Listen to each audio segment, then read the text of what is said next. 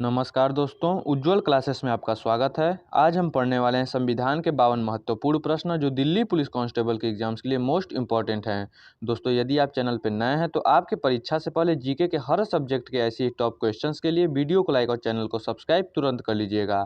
आइए आज की क्लास को स्टार्ट करते हैं। हमारा पहला क्वेश्चन है, रेगुलेटिंग एक्ट पारित किया गया था 1773 ईस्वी में।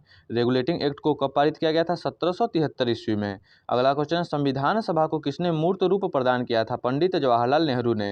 यदि आपसे प्रश्न पूछे भारत के प्रथम प्रधानमंत्री कौन थे? पंडित जवाहरलाल नेहरू थे। अगला क्वेश्चन है, भारत की संविधान सभा किसके अनुसार गठित की गई? कैबिनेट मिशन योजना के तहत। भारत की जो संविधान सभा है किसके अनुसार गठित की गई थी? कैबिनेट मिशन योजना 1946 के तहत गठित की गई थी।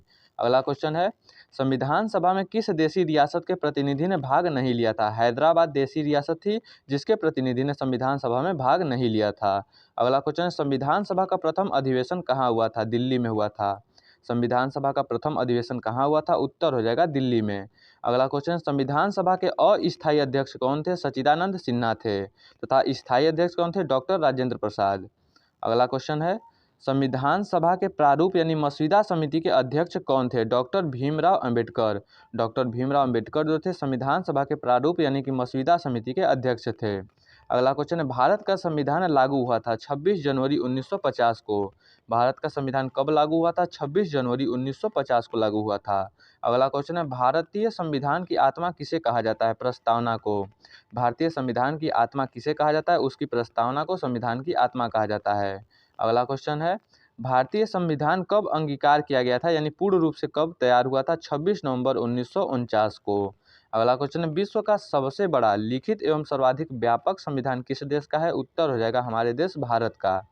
अगला क्वेश्चन है, भारत में वैध प्रभुसत्ता किसमें निहित है? संविधान में। भारत में जो वैध प्रभुसत्ता है किसमें निहित है? उत्तर हो जाएगा संविधान में निहित है। अगला क्वेश्चन, भारतीय संविधान में मौलिक कर्तव्य का विचार कहाँ से लिया गया है? रूस के संविधान से। जो मौलिक कर्तव्य है कहाँ से लिया गया है? रूस के संविधान से लिया गया है। अगला क्वेश्चन, हमारे संविधान में मूल अधिकार किस संविधान से प्रेरित है या लिया गया है? अमेरिका के संविधान से।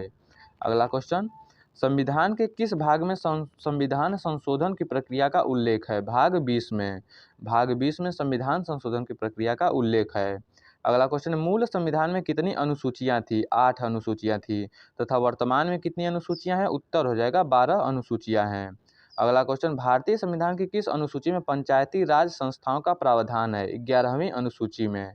अगला क्वेश्चन, संविधान के किस अनुच्छेद द्वारा संसद की संयुक्त बैठक का प्रावधान किया गया है? अनुच्छेद 108 के द्वारा संसद की संयुक्त बैठक का प्रावधान किया गया है। अगला क्वेश्चन, भारतीय संघ में किसी राज्य को सम्मिलित करने का अधिकार किसे है? तो संसद को है। अगला क्वेश्चन, प्रथम भाषाई राज्य किसे बनाया गया था? आंध्र प्रदेश को। प्रथम भाषाई राज्य कौन था? उत्तर हो जाएगा आंध्र प्रदेश। अगला क्वेश्चन है, मौलिक अधिकारों का निलंबन कौन कर सकता है? जो भारत के राष्ट्रपति होते हैं मौलिक अधिकारों का निलंबन कर सकते हैं।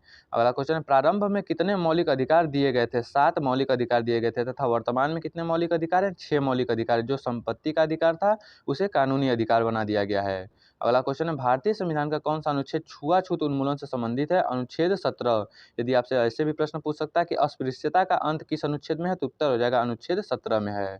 अगला क्वेश्चन, नीति निर्देशक तत्व का महत्व किसके लिए है? राज्य के लिए है। नीति निर्देशक तत्व का महत्व किसके लिए है? उत्तर हो जाएगा राज्य के लिए।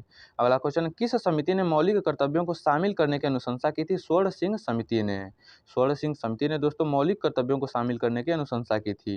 अगला क्वेश्चन, संसद का स्थायी सदन है राज्यसभा। संसद का जो स्थायी सदन है राज्यसभा, और राज्यसभा को उच्च सदन भी कहा जाता है। अगला क्वेश्चन, भारतीय संसद के कितने अंग हैं? 3 अंग हैं। कौन कौन से? लोकसभा, राज्यसभा तथा राष्ट्रपति। अगला क्वेश्चन, भारतीय संविधान के अनुसार देश का प्रथम नागरिक कौन होता है? उत्तर हो जाएगा राष्ट्रपति जो होते हैं भारतीय संविधान के अनुसार देश के प्रथम नागरिक होते हैं। अगला क्वेश्चन, यदि भारत के राष्ट्रपति त्याग पत्र देना चाहते हैं तो अपना त्याग पत्र किसे देंगे? उत्तर हो जाएगा भारत के उपराष्ट्रपति को।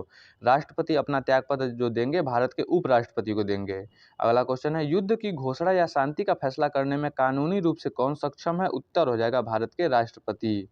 अगला क्वेश्चन, राज्यसभा के सदस्यों का कार्यकाल कितने वर्ष का होता है? 6 वर्ष का। राज्यसभा के सदस्य का कार्यकाल 6 वर्ष का होता है तथा लोकसभा के सदस्यों का कार्यकाल 5 वर्ष का होता है।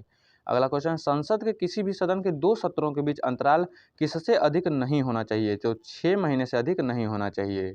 अगला क्वेश्चन है, अविश्वास प्रस्ताव किस सदन में लाया जाता है? लोकसभा में। जो अविश्वास प्रस्ताव है किस सदन में लाया जाता है? उत्तर हो जाएगा लोकसभा में लाया जाता है।